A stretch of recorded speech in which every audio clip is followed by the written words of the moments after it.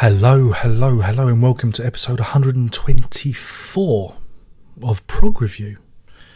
And if you've not been reading the description, or you have no general sense of what's going on in your life, I shall be reviewing this small robotic spider crab type thing. No, I'm just pulling your collective plonkers. I am of course talking about this little doozy, bang the microphone Darren, Close to the Edge by Yes, released in 1972, September the 13th. I should have done this on the date, but I got carried away with Marillion Week and it slipped my mind, so please forgive me.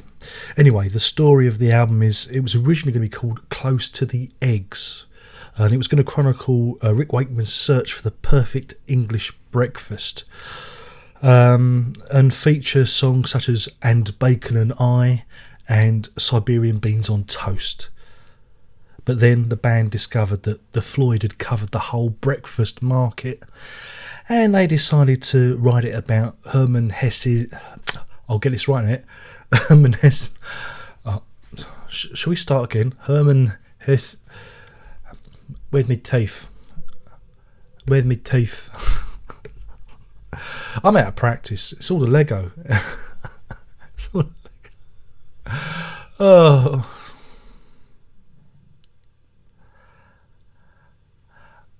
Are you ready? Hermann Hesse. Hermann Hesse. No, that ain't right. Hermann Hesse's. That's right. Hermann Hesse's. Testing for level. Hermann Hesse's Siddhartha.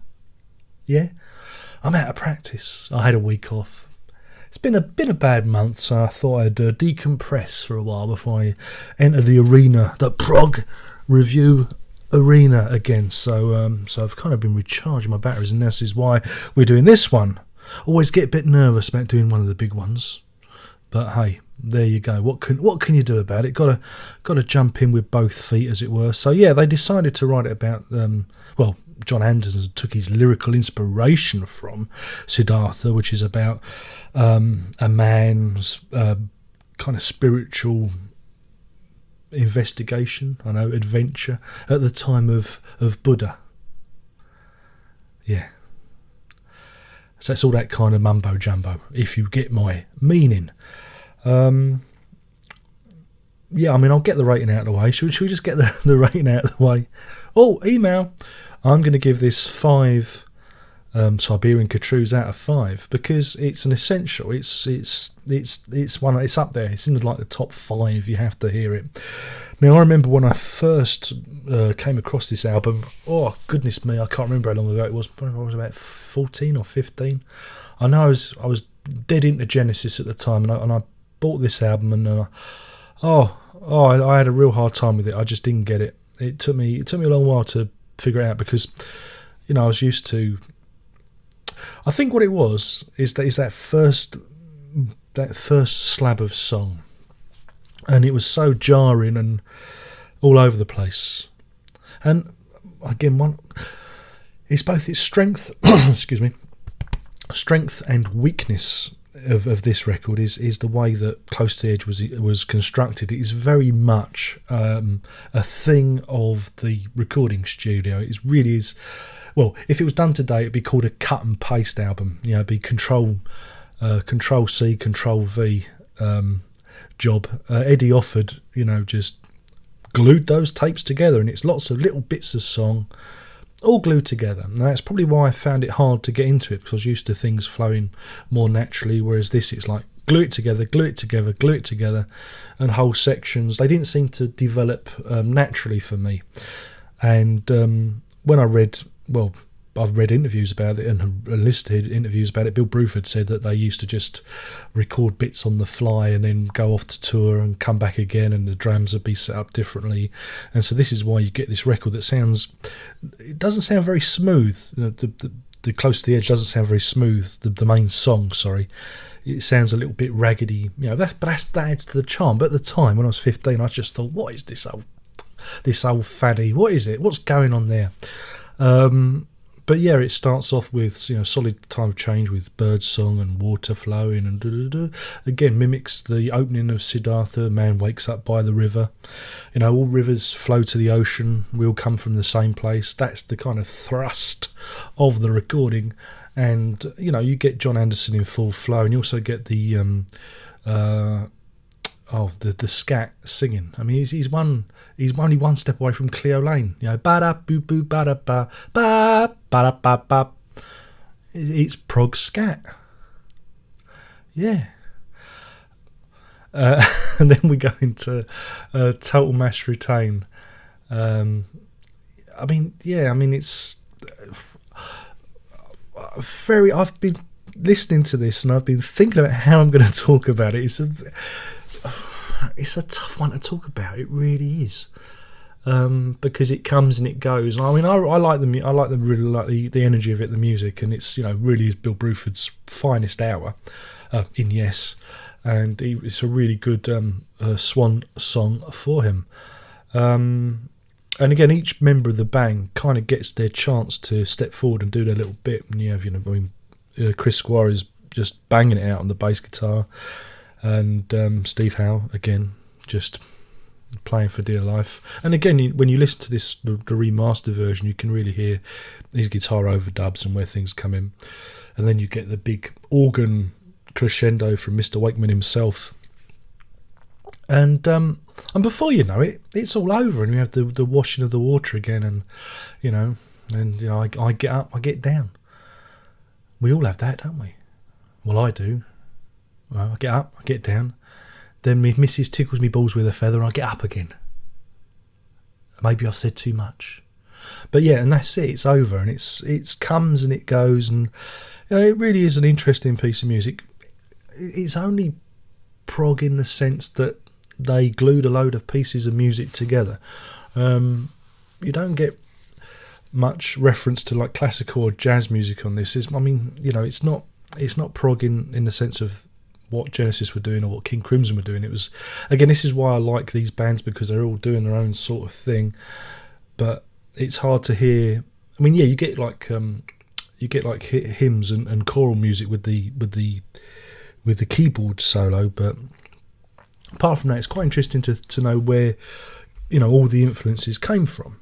But I don't think anyone is telling. So there you go. So if we had the album, he said, if we had the album, you'd flip it over. And on the B side, he said, trying to remember what's on the B side, is I know this. I only listened to it about a minute ago. It's And You and I. Now, And You and I is probably the one, if you're not familiar with the album or you don't know what Yes is or what this album is, it's probably the song that you're going to hear. I remember hearing this on the radio. I was familiar with it before the song had finished. I knew the 12-string opening and the words. It had a familiarity about it because I'd heard it on the radio, and it's again, it's an interesting piece, and there's lots of it's kind of folky. There's a part of it where it kind of goes cod reggae, isn't it? So I think is it the Preacher, the Teacher bit where it goes boom boom boom dum gum, and it kind of goes a bit reggae on your ass. But yeah, it's a nice enough song. It works very well. If you buy he says reaching for his visual aids. If you buy the remastered CD version, you get a very interesting alternate take of that song, and it's quite different, so you might want to check that one out. And then we finish off with Siberian Katroo, which is named after a pub in Catterick. But you didn't know that, and they just whip up a storm. This used to be my favourite song on the album, because you got Bruford and Squire just going for it, and it really is like a whirlwind of playing, and I just really like it. And that last section where it just spirals off into space. I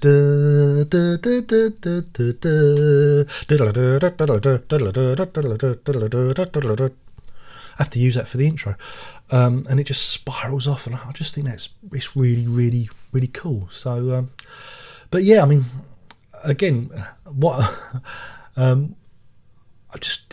it's a great record. You've got to check it out. And here's a little bit of random, I don't know, trivia. When I was a young lad, there was a computer called the ZX Spectrum. Don't know if any of you people in America are familiar with it, but it was very big in the UK. And there was a computer game company called Ultimate Play the Game. And they had a game out called Saberwolf. And the artwork looked like this. And yeah, it was those were the days when you could rip other people's ideas off. And so when I first saw the Close to the Edge album sleeve, I thought they've nicked this off of Saberwolf, not the other way around. Because I was a little twat. But there you go. I'm just gonna restart the camera because otherwise we'll get cut off. So just bear with me by a moment. So there we have it. Now, if you're into CDs and remastering, yeah, I do recommend picking up the was it 2003 remaster, because you do get extra tracks. You get the single version of America, which is edited down. Prefer the long version myself. You also get a single version of Total Mass Retain, which again is slightly remixed. It's a bit different. And You and I, alternate version. Some drop out on the tape, so you know it's come from somewhere else. And you get a studio run through of Siberian Katroo, which is just called Siberia, and that's quite interesting because it shows you that it actually worked all the pieces out, and you know it's just a matter of getting the vocals laid down, written down, and put down properly. So so there you have it. I'm trying to think what else there is to say. Not a lot more, but yeah.